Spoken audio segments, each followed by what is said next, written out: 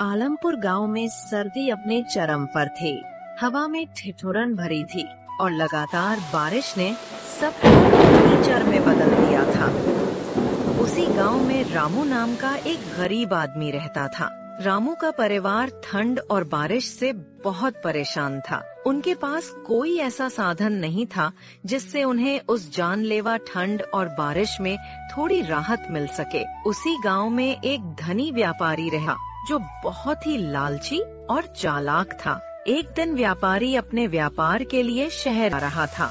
ठंडी हवा और बारिश में चलते चलते वो थक गया और उसने एक पेड़ के नीचे आराम करने का फैसला किया। सफर के दौरान उसकी सोने के सिक्कों से भरी कीमती थैली कहीं गिर गई। उसने घंटों अपनी थैली तलाश की मगर थैली का कोई पता ना चला। उसने गांव में घोषणा करवाने का फैसला किया।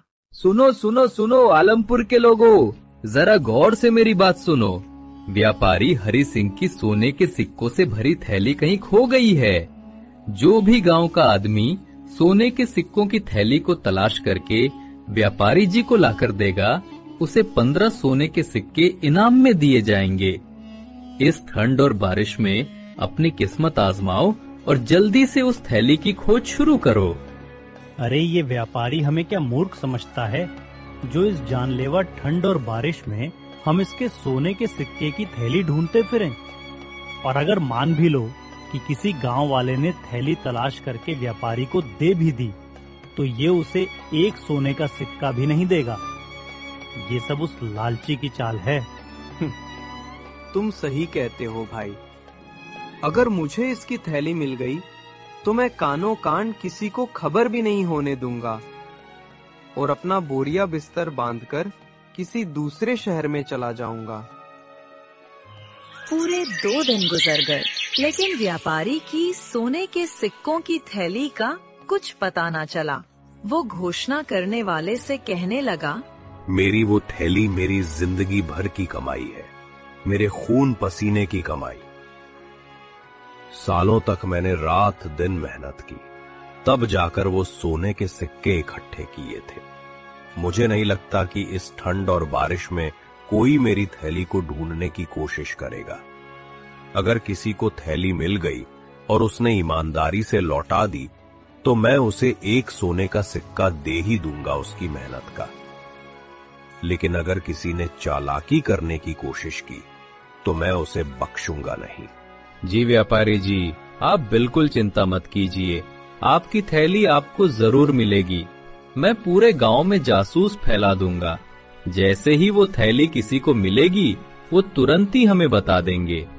उधर रामू की पत्नी सीता अपने पड़ोसन लक्ष्मी के साथ अपने घर के बाहर बैठी थी। सीता, इस बार की ठंड और बारिश तो जान लेकर छोड़ेगी। ऐसी ठंड और बारिश मैंने अपने जीवन में कभी नहीं देखी। मेरे घर में अनाज का एक दाना भी नहीं बचा और बच्चे भूख से तड़प रहे हैं। मेरा मन करता है कि मैं इस गांव को छोड़कर कहीं और चली जाऊं।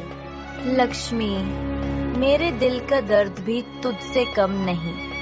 इस ठंड और बारिश की वजह से ना दिन गुजरता है और ना ही रात कटती है।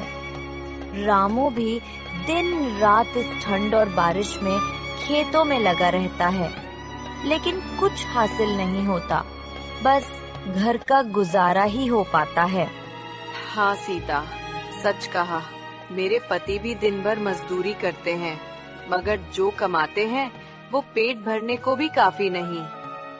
मैं तो सोचती हूँ, क्या हमारी जिंदगी हमेशा ऐसे ही रहेगी? न जाने कब वो दिन देखने को नसीब होगा जब हमारे घर में हर सुख सुविधा होगी। चल अच्छा सीता बहन, मैं चलती हूँ। लक्ष्मी सीता के घर से चली जाती है। उतने में ही रामू आ जाता है। सीता अपने पति से कहती है, इस ठंड और बारिश ने मेरे सब्र का बांध तोड़ दिया है। हर दिन तुम्हें इस ठंड और बारिश में खेतों में भीगते देख मेरा दिल टुकड़ों में बट जाता है। तुम्हारी मेहनत से बस 2 रोटी नसीब होती है। तुम अपने मजदूरी के पैसे क्यों नहीं बढ़ा देते?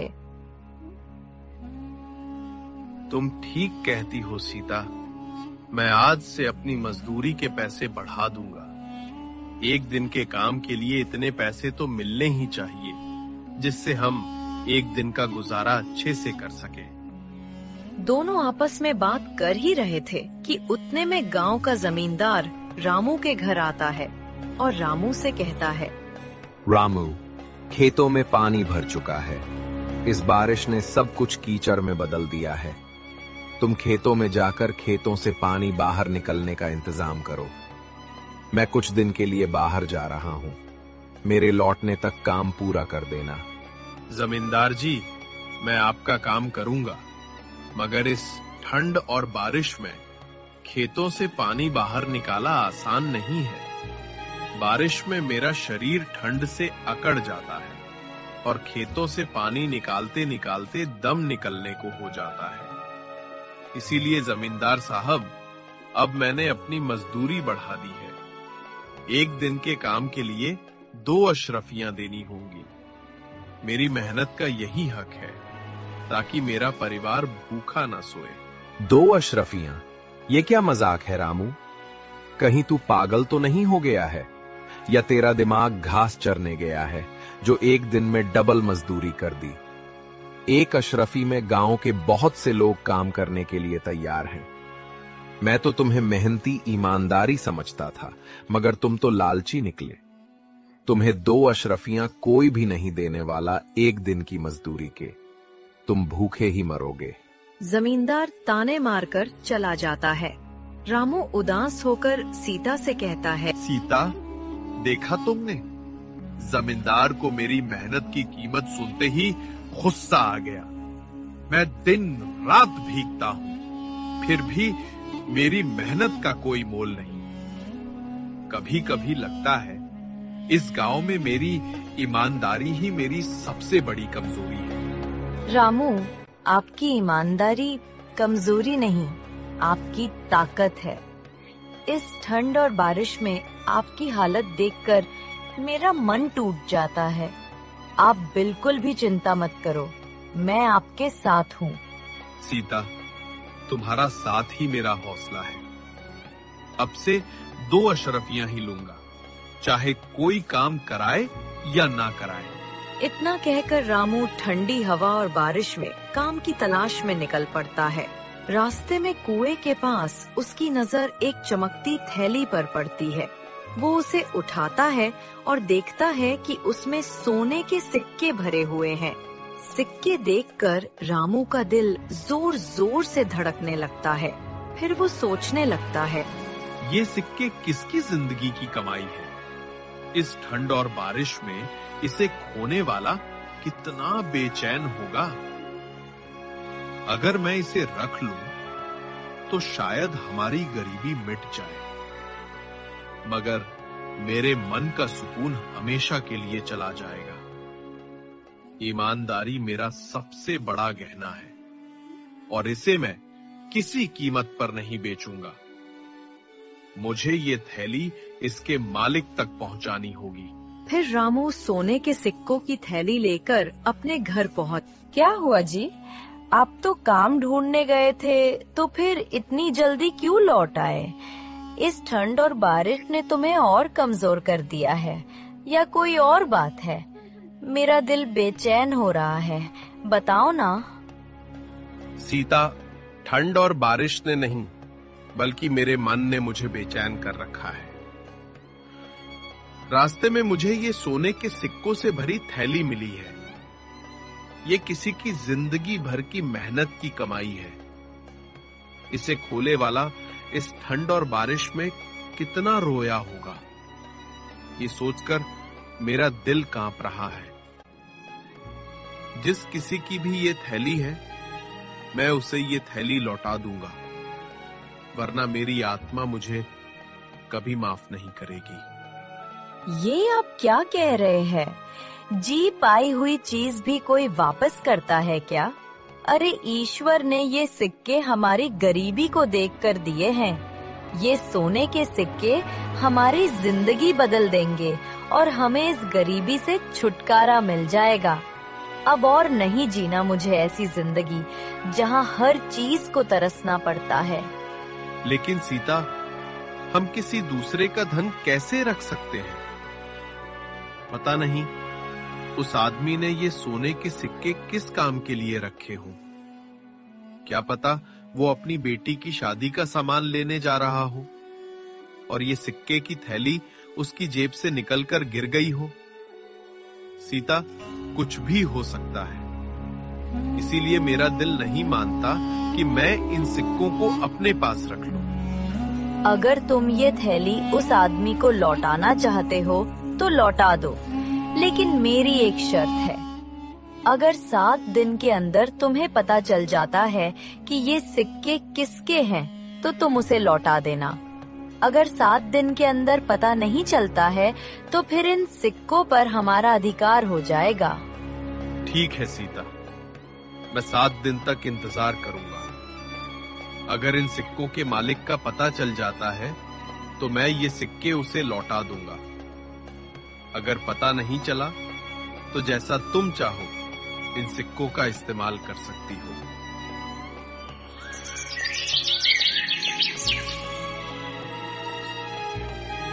अपनी पत्नी के कहने पर रामू 7 दिन तक इंतजार करने लगता है। उधर कोई भी गांव वाला व्यापारी की थैली तलाश करने नहीं जाता।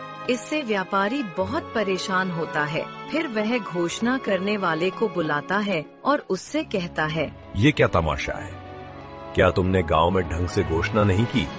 इस ठंड और बारिश में मेरी थैली कोई क्यों नहीं लौटाने आया? या किसी ने तलाश करने की कोशिश ही नहीं की? या फिर वो थैली किसी को मिल गई है और वो लौटाना नहीं चाहता है? वो सोने के सिक्कों की थैली मुझे हर हाल में चाहिए। अगर वो थैली नहीं मिली तो मैं बर्बाद हो जाऊंगा। व्यापारी जी, मैंने तो इस ठंड और बारिश में भी गांव के हर कोने में डिंडोरा पीट दिया था। मैंने कहा था कि थैली लौटाने वाले को 15 सोने के सिक्के इनाम में मिलेंगे। अब तक तो किसी न किसी को आ जाना चाहिए था। तुम एक काम करो, इस बार दोबारा घोषणा करो और इस बार आधे सिक्के इनाम में देने की घोषणा कर दो। लेकिन व्यापारी जी, अगर आप आधे सिक्के इनाम में दे दोगे तो आपके पास क्या बचेगा? आपका तो उसमें कोई फायदा नहीं होगा। फायदा होगा। एक बार कोई सिक्के लेकर आए तो सही। मैं उस पर चोरी का इल्जाम लगाकर उसे एक सिक्का भी नहीं दूंगा। व्यापारी जी, आपके शातिर दिमाग की जितनी तारीफ करे उतनी कम है और किसी को कुछ देना भी नहीं पड़ेगा। अब तुम ज्यादा देर मत लगाओ। जल्दी से गांव में घोषणा कर दो कि सिक्के वापस करने वाले को आधे सिक्के मिलेंगे। व्यापारी के कहने पर वो आदमी घोषणा करने निकल पड़ता है। सुनो सुनो सुनो, आलमपुर के लोगों, मेरी बात कान खोलकर सुनो। व्यापारी जी के सोने के सिक्कों की थैली कहीं खो गई है। जो भी थैली को तलाश करके व्यापारी जी को लौटाएगा उसे 15 नहीं बल्कि आधे सोने के सिक्के मिलेंगे। ये मौका बार बार नहीं आता है। इस ठंड और बारिश में जल्दी अपनी किस्मत आजमाओ और थैली को ढूंढकर व्यापारी जी को लौटा दो।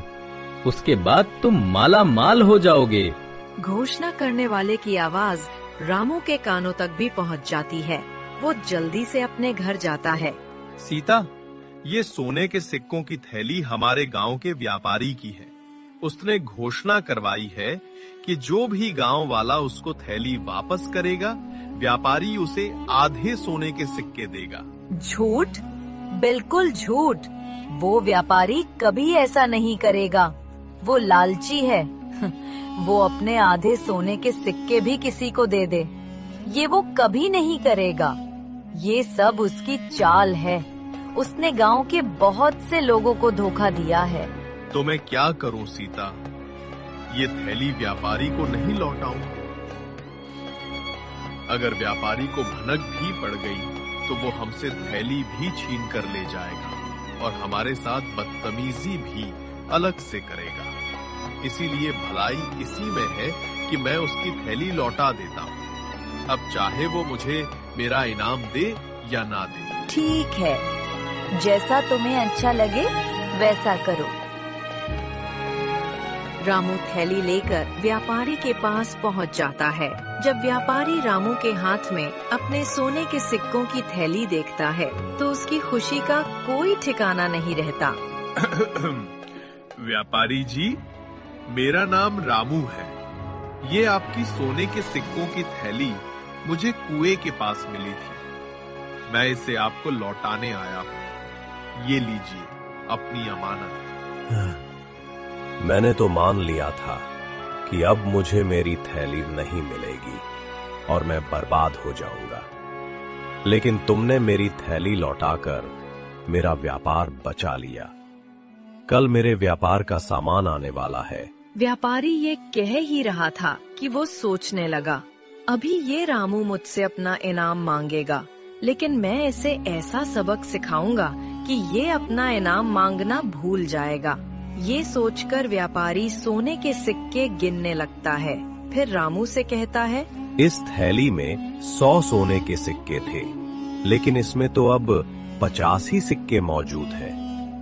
मुझे लगता है कि तुमने अपना इनाम पहले ही निकाल लिया। चलो, अच्छा किया। वैसे भी मुझे तुम्हारा इनाम तो देना ही था। व्यापारी की ये बात सुनकर रामू घबरा जाता है और व्यापारी से कहता है, आप ये क्या कह रहे हैं व्यापारी जी? इस थैली में 100 नहीं बल्कि 50 सोने के सिक्के थे। जब मुझे थैली मिली थी तो मैंने खुद अपने हाथों से सिक्के गिने थे। तुम्हारे कहने का क्या मतलब है कि हम झूठ बोल रहे हैं और हम तुम्हारा इनाम नहीं लौटाना चाहते? नहीं व्यापारी जी, ऐसी बात नहीं है। तो फिर कैसी बात है? या फिर मेरे साथ चालबाजी कर रहा है और मुझसे डबल इनाम लेना चाहता है? व्यापारी जी, ये आप क्या कह रहे हैं? मैंने इस थैली से एक सिक्का भी नहीं निकाला है। अगर मैं चोर होता तो ये थैली आपको लौटाने ही क्यों आता?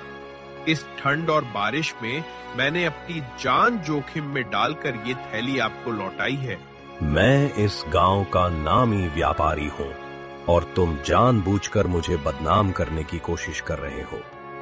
अब मैं तुम्हारी शिकायत राजा से करूंगा।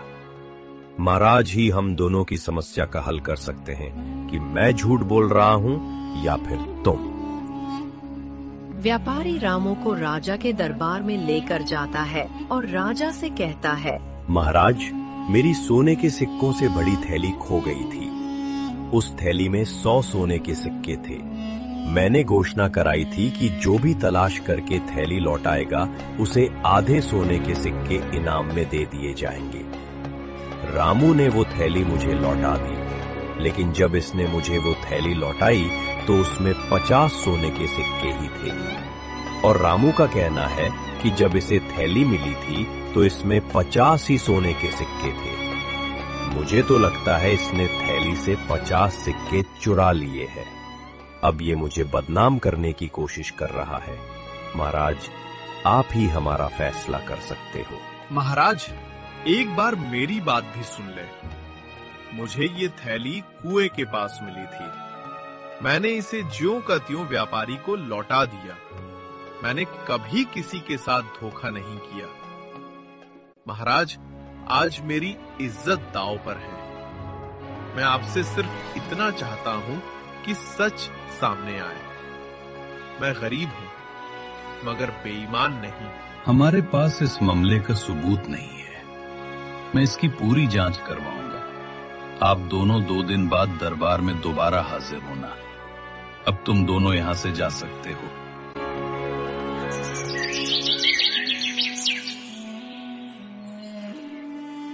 2 दिन बाद राजा दोनों को फिर बुलाता है और उन दोनों से कहता है, व्यापारी, तुमने कहा कि तुम्हारी थैली में 100 सोने के सिक्के थे, तो ये 50 सोने के सिक्कों वाली थैली तुम्हारी कैसे हो सकती है? तुम अपनी 100 सिक्कों वाली थैली को तलाश करो और रामू, ये 50 सोने के सिक्कों की थैली तुम अपने पास रखो। अगर 2 हफ्ते के अंदर इन सिक्कों का मालिक थैली लेने आता है तो तुम उसे लौटा देना, वरना ये थैली तुम्हारी हो जाएगी। फिर तुम जैसा चाहो इसका इस्तेमाल कर सकते हो। राजा की बात सुनकर व्यापारी गुस्से से तिलमिलाता है मगर वो कुछ भी नहीं कर सकता। वो अपने जाल में खुद ही फंस गया था, इसलिए वो चुपचाप अपने घर लौट जाता है। व्यापारी के जाने के बाद राजा रामू से कहता है, रामू, मैंने पहली ही नजर में व्यापारी का लालच देख लिया था कि वो तुम पर झूठा आरोप लगा रहा है, इसीलिए उस व्यापारी को उसकी करनी की सजा मिलनी ही चाहिए थी। अब तुम अपने घर जा सकते हो और अब ये सिक्के तुम्हारे हैं, इन पर सिर्फ तुम्हारा अधिकार है। महाराज, आप बहुत महान हैं। हम बहुत खुश नसीब हैं जो हमें आपके जैसा न्याय प्रिय राजा मिला। राजा रामू से खुश होकर उसको ढेर सारा धन देता है। उसके बाद रामू अपने घर लौट जाता है। फिर वो अपनी पत्नी को सारी बातें बताता है कि किस तरह राजा ने उस लालची और धोखेबाज व्यापारी को सबक सिखाया। ये सुनकर सीता बहुत खुश होती है। ये सब तुम्हारी सच्चाई और ईमानदारी का चमत्कार है। मुझे विश्वास ही नहीं हो रहा कि वो सिक्के राजा ने हमें दे दिए हैं और तुम्हारी ईमानदारी से खुश होकर इतना सारा धन भी दे दिया। लेकिन अब मैं चाहती हूँ कि तुम व्यापारी के सिक्के वापस कर दो। उसे अपने लालच की सजा मिल चुकी है। वो समझ गया है कि झूठ बोलने का क्या नतीजा होता है। ये उसकी मेहनत की कमाई है, इसलिए उसी के पास जाना चाहिए। किसी का हक मारना हमें शोभा नहीं देता। सीता, तुमने मेरे मन की बात कह दी। चाहे व्यापारी ने मेरे साथ गलत किया, मगर हम उसकी तरह नहीं बन सकते। अगर हम उसकी थैली रख लेंगे तो हमारी ईमानदारी का क्या मोल रह जाएगा। मैं इसे लौटाने जा रहा हूँ। रामू थैली लेकर व्यापारी के पास पहुंच जाता है। रामू को देखकर व्यापारी गुस्से से आग बबूला हो जाता है और रामू से कहता है, अब क्या लेने आया है रामू? सोने के सिक्के तो मिल ही गए तुझे, अब क्या मेरी जान लेने आया है? मैं आपकी जान नहीं, बल्कि आपके सिक्के वापस करने आया हूँ। मैं नहीं चाहता कि मेरी वजह से आपके साथ अन्याय हो। ये लीजिए अपने सोने के सिक्कों की थैली। रामू, आज तुमने मेरी आंखें खोल दी है। मैंने लालच में अंधा होकर तुम पर झूठा इल्जाम लगाया। उस थैली में 100 नहीं बल्कि 50 ही सिक्के थे। मैंने तुम्हारे जैसे भले और सच्चे इंसान को बदनाम करने की कोशिश की। मैं तुम्हारा गुनहगार हूं रामू, मुझे माफ कर दो। आज मैंने सीखा कि असली अमीरी ईमानदारी में है। व्यापारी जी, आपको अपनी गलती का एहसास हो गया। मेरे लिए यही सबसे बड़ा इनाम है। इंसान गलतियां करता है, मगर उन्हें सुधारने वाला ही सच्चा इंसान है। बस अब आप किसी और के साथ ऐसा ना करना। रामू, तुमने सिर्फ मुझे थैली नहीं, एक नया जीवन दिया है। मैं वादा करता हूं, अब मैं लालच और चालाकी छोड़ दूंगा और हमेशा ईमानदारी से अपना व्यापार चलाऊंगा। व्यापारी को अपनी गलती का एहसास हो जाता है और फिर वह ईमानदारी से अपना व्यापार करने लगता है और रामू भी अपनी पत्नी सीता के साथ सुख चैन से जीवन बिताने लगता है।